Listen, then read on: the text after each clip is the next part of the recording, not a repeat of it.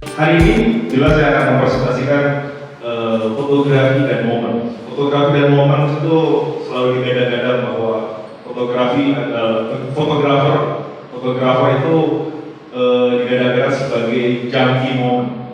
Jadi berburu pagi-pagi ke Bromo untuk motret, gitu kan, untuk motret sunrise-nya, hal-hal seperti itu, berburu momen, semua berburu momen. Nah, di hari ini saya akan bicara tentang momen fotografi menurut atau versi saya, kira-kira semacam itu. Nah, dulu saya mulai berkarir profesional 2006, saya bekerja di media, terus sampai akhirnya saya vakum dan mulai lagi 2009. Dan mulai dari 2009, nah masa vakum itu adalah sebenarnya masa apa ya? Kilas balik saya, sebenarnya saya pilih nggak dengan fotografi. Karena awalnya saya nggak terlalu pilih dengan fotografi karena yang foto itu wedding lagi gitu. Meskipun bukan dalam artian wedding itu foto wedding itu apa-apa, tapi saya tidak punya hasrat di sana ya. Terus fotojurnalisme lebih ke kayak apa ya? Kebanyakan merenggut akal sehat saya seperti saat saya sign. Nah, saya belum menemukan titik di mana saya nyaman kira-kira semacam itu. Nah, setelah 2009, saya bergabung dengan beberapa NGO. Saya bekerja dengan beberapa NGO luar, salah satunya 350 WNI, itu NGO Amerika. Kebanyakan NGO itu saat mereka meng-hire saya karena saya concern di isu lingkungan sebenarnya, isu lingkungan dan isu urban. Jadi nanti ada beberapa portofolio saya yang nggak terlalu penting, mungkin terlalu penting gitu, bisa meresambut aliran pagi-pagi gitu. Nah, tapi untuk kerjaan kebanyakan isu-isunya tentang isu lingkungan. Salah satunya 3550 ini waktu itu campaign tentang energi kebaruan. Energi kebaruan, jadi kabarnya nanti batubara dan lain-lain itu akan habis. Jadi butuhkan energi kebaruan. Yang ini spesial karena ini salah satu nominasi ilustrasi Kompas, salah satu nominasinya. Ini Oxfam juga isu lingkungan. Nah, ini yang menarik dari proyek ini, saya dulu ke Lamongan. Saya dikolin dari Inggris langsung untuk meliput nelayan di Lamongan karena mereka ada kabar bahwa nelayan di Lamongan itu kekurangan ikan dan ada beberapa nelayan ya itu susah melaut karena mereka baca di salah satu media kabar nasional di Indonesia. Nah, pas di transit ke sana, pertama kali saya datang ke nelayan, tiba-tiba pas itu tuh di bulan Januari atau Februari saya lupa. Januari Februari itu memang bukan bulan laut, jadi wartawannya agak ngaco itu. Jadi memang penghasilan turun kayak gitu. Emang kata nelayannya bukan bulan yang laut pak, ombaknya lagi tinggi gitu. Jadi saya jalan-jalan aja di sana. Plus dibayar. Ini terakhir Battle Hammer. Saya sign buat salah satu media NL itu dari Inggris. Dan saya kalau biasanya kan di foto-foto gigs itu, foto-foto stage fotografi itu motretin kemudahan panggung. Nah, saya motretin baju-baju yang serunya aja gitu kan. Kan suka lucu-lucu orang Bandung ya. Tiba-tiba di konser ada wasit goblok. Mungkin terinspirasi oleh Oasis yang selalu pakai jersey gitu mungkin. Tapi ya, saya pikir lucu-lucu aja seperti ini sebelumnya virtual dikasih aja ini. Nah, momen yang kedua adalah ini momen di mana kilas balik saya itu di 2009 itu. Nah, dulu saya sama halnya seperti banyak fotografer, right place. Jadi waktu yang tepat dan tempat yang tepat, kira-kira semacam itu. Jadi fotografer itu selalu berubah baik. Dan saya tidak terlalu yakin dengan hal itu karena saya pikir momen itu bukan apa ya, kalau jurnalis mungkin sebenarnya ada apa ya, karena dia harus meliput momen keseharian itu momen puncak. Nah, tapi kalau hal lain sebenarnya momen itu bagi saya dalam jelas balik saya menjadi fotografer, momen itu saya ciptakan. Saya tidak jauhi momen, saya tidak bisa saya liputan assignment. Saya tidak terlalu gegeh dengan harus mengejar kebaruan, tapi saya hanya mengejar apa yang saya mau, kira-kira semacam itu. Nah, ini bicara tentang momen jangkit tadi, kita bisa lihat 2005, terus, nah 2013. Seperti ya, kalau kalian nonton konser, orang sibuk motret, bukan sibuk menikmati musik, gitu. Saya beberapa kali nonton konser di Jakarta, hipster-hipsternya itu ada chatting gitu, mungkin update Instagram story, bukan menikmati musik. Ya, faktanya seperti ini, mereka jamin momen semua berdokumentasikan, semua satu momen itu di-share ke beberapa aplikasi, kan semua orang akhirnya tahu. Mungkin ada nilai positif, ya, tapi dalam konteks momen yang saya bicarakan adalah fotografi tidak melulu tentang momen puncak, tapi momen yang diciptakan. Kira-kira semacam itu. Nah ini perjalanan karir saya dari jurnalistik ke komentar dan seni. Kira-kira 3 hal ini yang hari ini saya berkecimpung selain jadi lecture. Nah ini yang membawa saya apa itu momen. Dan saya percaya bahwa fotografi itu hanya alat, hanya medium, sama seperti koas, sama seperti pahat kalau kita mau. Jadi nggak penting. Kamera itu menjadi sesuatu yang tidak penting. Meskipun kamera memiliki bahasa visual sendiri. Di saat saya menggunakan kamera manual atau film atau digital atau lomo seperti ilustrasi Kompas yang tadi, saya menggunakan kamera low. Karena itu pasti ada pendekatan bahasa visualnya. Jadi bagi saya fotografi itu bukan persoalan kamera, tapi persoalan saya ingin menggunakan kamera itu dengan bahasa apa. Karena fotografi adalah representasi, hanya alat perpindahan realitas tersebut. Itu adalah sistem nilai. Jadi ada realitas sama aja seperti kita di kelas di sini, di ruang ini. Ini adalah realitasnya. Terus ada yang mendokumentasikan lewat video dan foto. Di sini alat rekam, terus pakai trik rekam, high angle, low angle, high level light, foreground background, dan lain-lain. Saya dan Anda mungkin di kelas ini untuk menggambarkan ruangan ini pasti beda-beda. Karena kita punya nilai konstruksi yang beda-beda. Bacaan beda, agama beda, mungkin apalagi tontonan beda, dan lain-lain. Akhirnya membentuk konsep baru tentang ruang ini yang berbeda-beda. Jadi mana ya kenyataannya? Kan seperti itu. Jadi bagi saya fotografi hanya sebagai alat rekam aja, sebagai representasi dari saya yang membicarakan seperti itu, dari kamera, terus trik cetak itu problem lagi. Kalau nanti kalian bisa lihat di website saya atau nanti saya akan ada isi-isinya. Saya tidak untuk cetak untuk kamera, saya tidak terpaku untuk kertas foto. Banyak medium yang saya pakai ukuran. Yang sering saya pakai sekarang saya pakai PVC. Saya jarang pakai kertas. Atau sebenarnya bisa pakai apapun. Terserah kita mau menggambarkan apa. Dan akhirnya efeknya pasti beda. Tuh, trik cetak, terus realitas foto. Akhirnya dari realitas kenyataan itu direkam menggunakan trik cetak, bisa online dan lain-lain. Akhirnya menghasilkan realitas baru tentang kenyataan tersebut.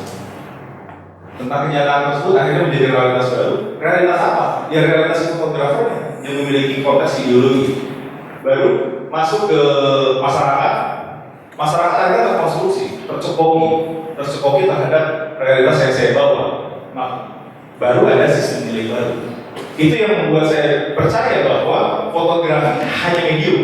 Saya tidak favorit dengan salah satu kamera gitu. Wah, format itu harus Canon. Agama saya itu Canon ya. Agama saya itu Nikon, Fuji kayak gitu. Enggak. Yang paling penting otak itu sebenarnya. Siapa yang menggunakan kamera itu yang paling penting. Tapi kamera punya konsekuensinya, dia punya bahasanya. Di saat kita menggunakan berbagai kamera tersebut. Gitu, tapi yang jadi tren hari ini adalah fotografi selalu diidentikan dengan gear. Ya, selalu dengan gear. Fotografer itu datang ke satu acara udah settingan studio ya, wah kayak gitu banyak sekali. Itu bukan salah, itu bukan salah. Mungkin dia mau melakukan banyak hal, ya kan? Tapi faktanya kan cuma dipakai satu. Jadi mungkin legitimitasnya adalah momen di mana saya berkarya sebenarnya. di mana saya berkarya. Dari proses tadi saya berkarir sebagai ya masih sampai sekarang assignment, akhirnya merubah sistem nilai saya, akhirnya menghasilkan beberapa karya seperti ini.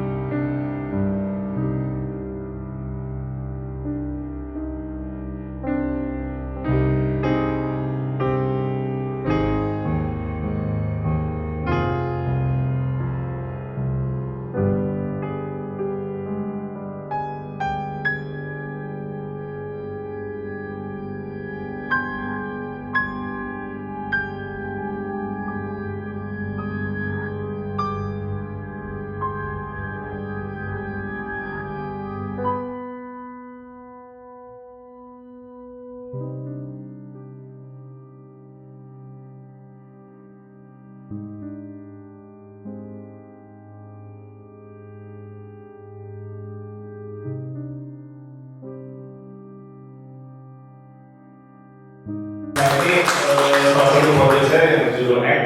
Ini salah satu tema proyek saya di diploma fotojurnalisme di Manila. Hasil proyek akhirnya itu berbentuk buku. Terus ini sudah dipamerkan di Singapore Photo Biennale. Terus di Arjo 2014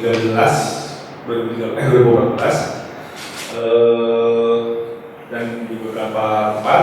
Nah, ini pun menarik. Jadi sebenarnya si project ini tuh tidak, maksudnya saya idenya hanya bicara tentang historical building di Bandung seperti apa dan bagaimana saya mengcapture-nya, kira-kira seperti itu.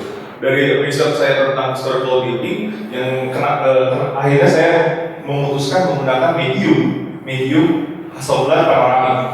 Hasselblad panoramik. Jadi di saat saya research banyak orang memotret gedung itu menggunakan medium format yang kotak gitu atau pada ukuran normal, karena si Hasselblad panoramik itu jarang atau kayaknya nggak ada deh orang yang pakai kamera panoramik untuk memotret gedung kira-kira semacam itu. Jadi saya coba ingin menggambarkan ulang sesuatu hal yang baru atau cara pandang baru melihat historical building yang ada di Bandung itu sendiri, karena ya dengan berbagai problemnya sebenarnya, bagaimana historical building itu di Bandung saat ini semacam itu. Kalau soal itu dari 2009 sampai 2011, berarti 3 tahun, dan menghasilkan proyek seperti ini. Ini Paus Urbanike saja.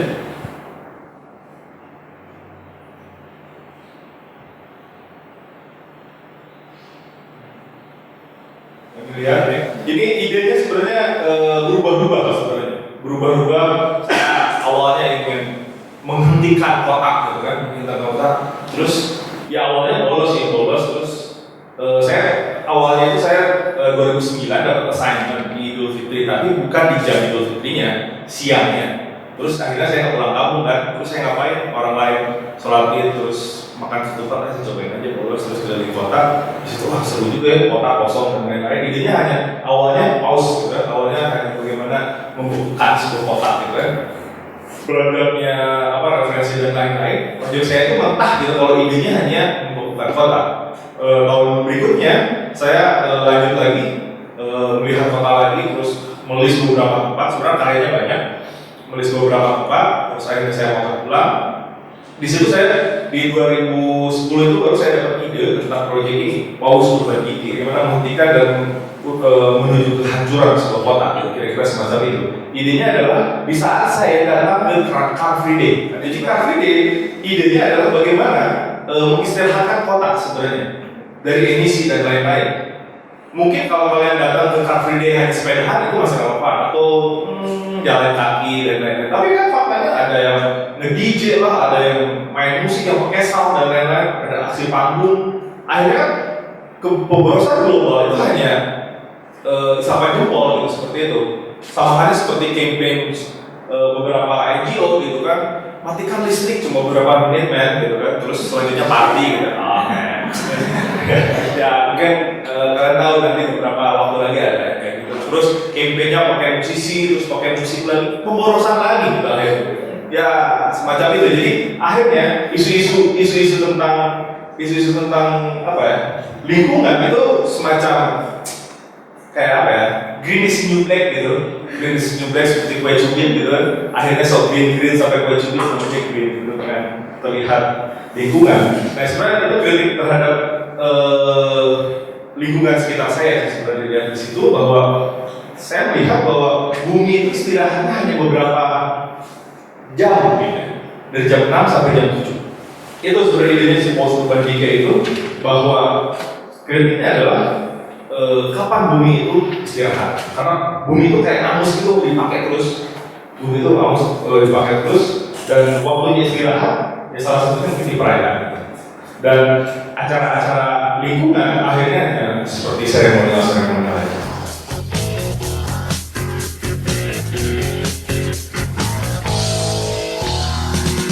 Hai setan, engkau berdusta, membujuk Adam Hawa, mencoba buahnya surga, membawa malapetaka bagi manusia. Terkorban semua kesucian karena bujuk rayuan. Tak ada ampunan Tuhan, Adam Hawa tersiksa dibuang ke dunia. Karena engkau Adam Hawa menderita di dunia, tak puasnya kau menggoda, dosa semakin melimpah.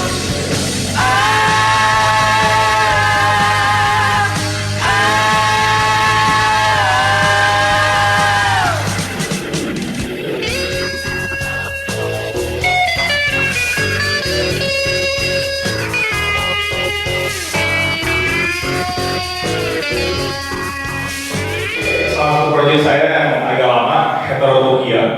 Ini jadi salah satu koleksi koresan musik di Seoul Museum, mewakili young photographer gitu kan, Asia Tenggara. Jadi Indonesia diwakili oleh hal-hal yang seperti itu. Nah itu temanya itu self portrait. Jadi saya mengirimkan proyek ini karena saya pikir itu adalah diri saya, bahwa saya hidup di lingkungan yang seperti ini. Ini adalah aktivitas di kosan di mana saya tinggal gitu. Saya bicara tentang sebenarnya saya meminjam mereka untuk menceritakan diri saya. Kira semacam itu. Nah, ya Heterotopia ini kayak ruang apa ya? Saya meminjam istilahnya Foucault bicara tentang ruang ketiga. Jadi kalau ruang pertama itu ya ruang seminar sebagai ruang seminar, ruang kedua adalah ruang kayak gazebo. Nah gazebo kan sebenarnya ya tempat taman aja, tiba-tiba kalau hari Minggu ramai gitu jadi tukang dagang pasar kaget. Nah itu ruang kedua bukan yang tiba-tiba ada tapi bukan tempat aslinya. Nah ini intinya seperti itu, bahwa kamar kosan kan idealnya untuk di Indonesia itu ya untuk rumah aja biasa untuk mahasiswa tinggal atau siapapun yang tinggal di sana belajar dan lain-lain. Tapi kan faktanya banyak dilakukan banyak hal di kosan itu, di dorm itu. Nah ini seperti itu. Heterotopia itu bagaimana aktivitas manusia menggunakan ruang tidak sesuai fungsinya, tapi memang realitasnya seperti itu. Sampai saat ini nanti se-imagine ya, kalau di transit ada yang terbayangkan. Jadi proyeknya menceritakan kamar kosan saya potret dari 2006 sampai 2014 nanti se-imagine itu aktivitas saya di dalam kamar. Idenya sederhana sebenarnya awalnya, karena saya masih menggunakan film. Antara saya kalau proyek panjang bukan saya mendewakan film ya, tapi saya hanya menggunakan sesuai fungsi. Dalam artian ini, di saat saya mendapatkan assignment untuk besok kirim, saya menggunakan digital pasti. Atau beberapa hari kemudian saya harus kirim, berarti saya menggunakan digital, realistis gitu. Tapi kalau long project, otomatis saya menggunakan film, kira-kira semacam itu. Nah, di saat saya ngetes film, biasanya di roll pertama, roll ketiga itu saya jepret dulu di kamar. Biasanya kayak gitu, jadi sebelum saya jalan, ngetes kamera kayak gitu, di roll, terus track. Tapi setelah 2000, saya barunya kira-kira 2008, 2009, ternyata koleksi saya tentang tes film itu di kamar itu banyak. Nah, akhirnya di situ saya coba gali, saya melacak kesadaran itu. Jadi sebenarnya kadang proses membuat ide itu tidak semakin kalau tadi di yang Excel, research dan lain-lain itu memang dihasilkan dari awal dan akhirnya menjadi satu proyek yang namanya X. Nah kalau yang nanti se-imagine ini memang lahir dari kebermainan saya. Kalau dalam proses berkesenian itu ada yang namanya play. Jadi kita bermain tiba-tiba menghasilkan satu ide. Nah ide itu kita gali atau kita olah menjadi sebuah proyek. Nah saya kontekskan dengan berbagai hal, ternyata masih relevan. Nah nanti se-imagine ini tentang ruang saya, tentang kamar di mana saya tinggal. Terus setelah saya mengidentifikasi dari foto-foto yang ada di saya, yang ada di kamar saya, ternyata saya kehilangan diri saya sebenarnya. Saya kehilangan diri saya, ternyata saya siapa? Semacam itu. Saya siapa? Yang ada di kamar saya adalah konstruksi media dan lain-lain. Saya kehilangan siapa saya. Akhirnya saya mulai dari kira-kira 2008 saya tidak percaya ada yang namanya be yourself gitu. Jadilah diri sendiri, nggak ada kan. Lo dikonstruksi oleh sinetron, lo dikonstruksi oleh ganteng-ganteng serigala gitu kan. Kalau nonton dengan gubernur naik haji atau apa gitu. Dan konstruksi oleh itu akhirnya hal-hal yang konstruk kalian, media, televisi, apapun yang kalian tonton, baca dan lain itu dibawa ke tempat private kalian. Dan hasilnya menghasilkan sebuah citra baru yang akhirnya bernama Sandi Desa Putra. Ya kan semacam itu. Tapi kalau kalian identifikasi satu-satu itu sebenarnya itu ada konstruksi. Atau di nanti se-imagine ini sebenarnya kalian akan melihat foto-foto pengulangan dari proyek-proyek saya sebelumnya. Jadi hasil karyanya itu benar-benar campur dari 2000. Jadi ada karyanya seperti karya yang turntable tadi, itu karya yang dipamerkan heterotopia sebenarnya. Tapi saya masukkan lagi ke Nothing's Imagined. Nah di sini, Nothing's Imagined ini sebenarnya saya mendapat memiliki satu ide bahwa fotografer itu menciptakan sebuah kata.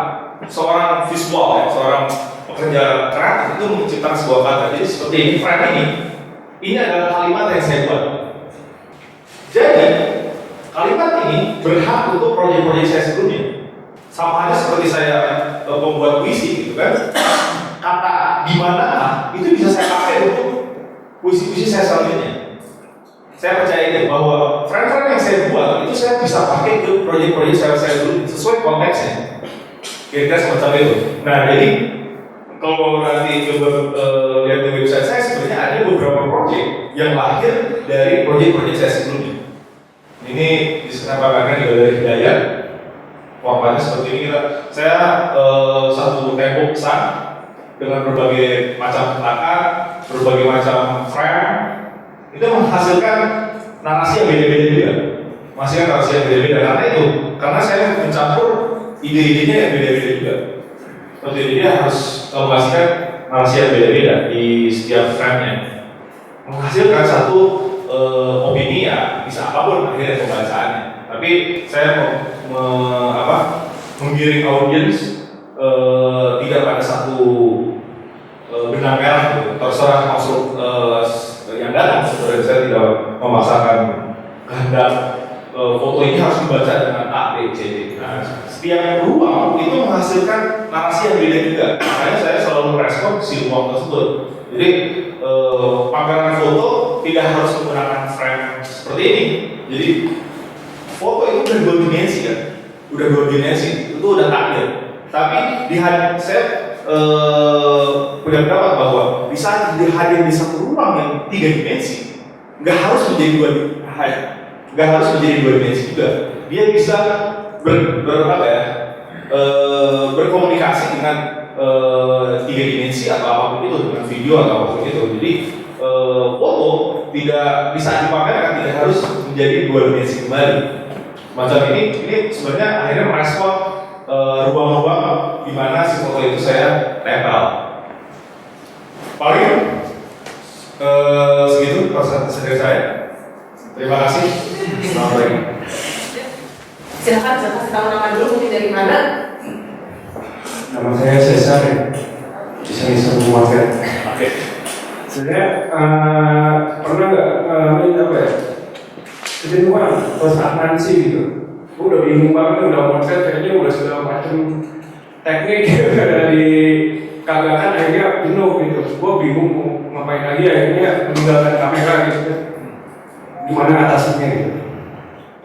Fotografi bagi saya dulu healing ya.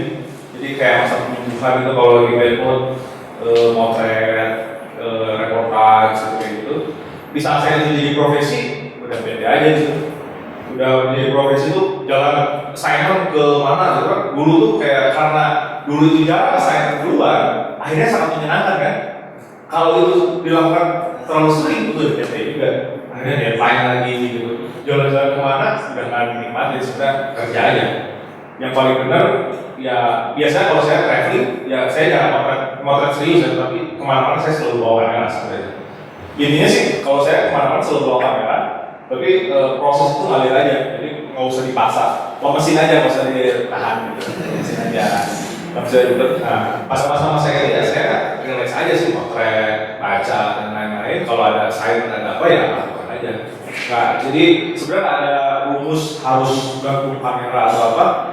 Dan kalau kamera sih jangan digantung sebetulnya, bukan maksudnya jangan ditinggalkan karena fotografi itu seperti atlet, jadi refleks. Kalau kehilangan refleks itu susah juga. Makanya pastikan bahwa ada kamera yang gear kita gitu kan, kamera apa gitu kan, bukan berarti mendewakan tapi si refleks si kamera itu membantu refleks kita di saat motret cepat dan lain-lain. Jadi itu yang kita bisa bawa kemana-mana. Aware terhadap apa yang dialami. Itu penting. Jadi paradoks fotografi itu selalu bicara tentang sesuatu yang jauh. Meskipun dulu fotografi memang seperti itu. Jadi 2 tahun perempuan fotografi di Prancis Belanda sudah mendatangkan fotografer untuk memotret Indonesia. Jadi dulu itu fotografi itu kayak pencapaian. Gua udah kesini, kayak itu udah hati paling jauh, tapi melupakan di mana dia tinggal. Seperti right time place itu, istilah yang dipopulerkan oleh Bresson, salah satu foundernya Malcolm Foto agency. Nah, pasti populer sekali fotografi sekarang ya.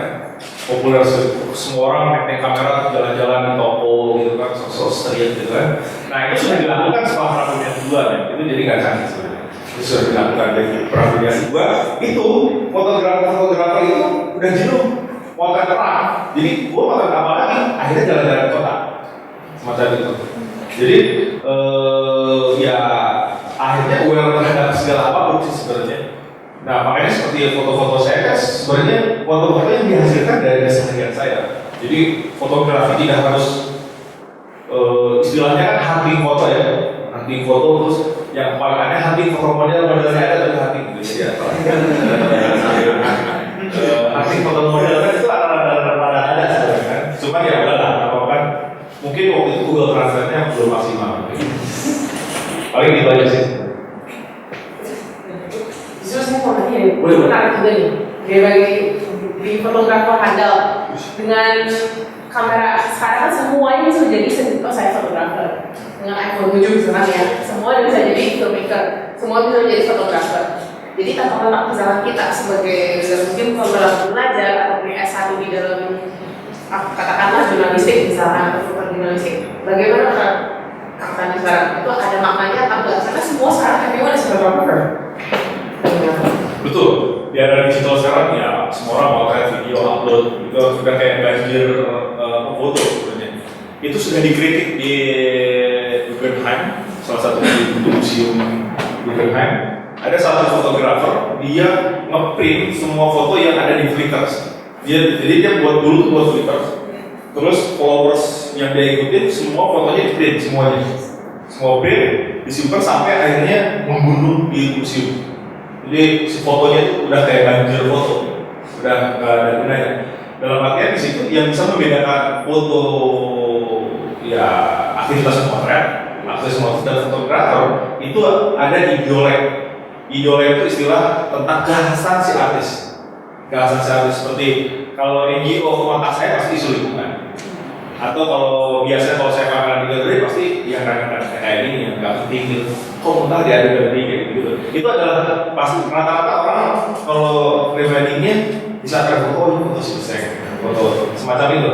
Jadi ada kekhasan seorang artis itu idealnya sebenarnya. Jadi kita akan bisa melihat kekhasan saya di mana, kekhasan fotografer di mana. Jadi semua orang pasti punya kekhasan masing-masing. Gitu, dan proses mencapai kekhasan itu ya sebenarnya harus dilalui. Dan tantangannya untuk menjadi seniman atau menjadi fotografer yaitu untuk mencapai keideolekan kekhasan si artis tersebut. Untuk menghasilkan kekhasan itu ya si aktivitas terus motret dan lain-lain sebenarnya. Dan tidak terpaku oleh fotografi adalah kamera terus print. Sebenarnya fotografi sudah berkembang jauh sekali. Perbedaan medium dari manual ke digital sebenarnya itu mempermudah. Jadi seninya nggak hilang sebenarnya karena untuk seni itu sendiri ada kayak apa ya? Jadi untuk mencapai bahwa ini adalah karya seni, kita harus melalui dulu sama hari seperti kita pernah dikuratori oleh kurator handal, kita pernah ditasbihkan oleh jurnalis, oh ini seniman loh, gitu. Kita pernah berpameran di galeri atau museum dan lain-lain, baru itu disebut karya seni. Karena seni dalam konteks kontemporer sebenarnya sudah sudah tipis perbedaannya. Sama halnya seperti lukisan di Braga, apakah itu seni atau bukan? Kan gitu. Kalau untuk awal mungkin itu seni, tapi dalam konteks seni kontemporer atau seni rupa yang di circle seni rupa itu tidak, itu hanya dekorasi aja, bukan karya seni semacam itu. Karena itu hanya dalam dekorasi. Karya seni itu karya yang memiliki konteks, memiliki kedalaman. Meskipun kalau bisa dilihat Andy Warhol pasti tahu ya, kan cemen banget karya-karyanya bisa loh gitu kan, terus hymns gitu, terus kayak gitu cemen banget. Tapi ya dulu nggak ada apa-apa itu, karena dia apa-apa itu baru disebut seni. Jadi seni ada seleksinya gitu. Jadi harus bisa dibedakan mana seni, mana dekorasi. Jadi mungkin foto-foto yang tadi itu kalau dekorasi aja di kehidupan kita. Karena sih yang di Braga itu sebenarnya tuh duplikasi kan ya, cetak bukan sih? Itu beneran repot. Beneran. Saya pernah riset di Jelekong namanya. Ada kampung Jelekong di daerah Baleda, mungkin bisa jalan-jalan. Kalau di Braga itu kan sayang ukuran segini bisa 110.000, 210.000. Itu di penghasilnya itu cuma 5.000 ya. Jadi ada yang namanya kalau di Jelekong itu bukan kurator, tapi pengepul namanya. Jadi dia membeli kayak bandar itu, kayak bandar cabai, bandar kayak rumah gitu, ngepulin. Gambarnya kata, gambarnya maksudnya berulang. Iya, sama-sama sih sebenarnya gunung dua, matahari ada sawah. Oh iya, selalu seperti itu. Seni Indonesia. Seni Indonesia meskipun Indonesia udah sawahnya dari sini, tapi yang penting romantis. Yang romantis. Ya itu sebenarnya yang di Braga itu dibuat ulang, selalu dibuat. Dan si pelukisnya bisa bikin lukisan yang sama itu sehari 2-3. Jadi tangannya udah kayak mesin itu. Tapi sebetulnya itu asli ya. Asli. Sekarang tuh 150.000 murah banget. Itu kerjaan itu kayaknya dimakannya juga kan gak beres dari juga. Beda sih kalau kulit dan itu beda. Iya. Ya itu kulit sih sebenarnya. Itu kulit sama aja seperti. Sama seperti baju dan eksploitasi. Ya sama seperti AE bang itu masih target kayak sama aja sih.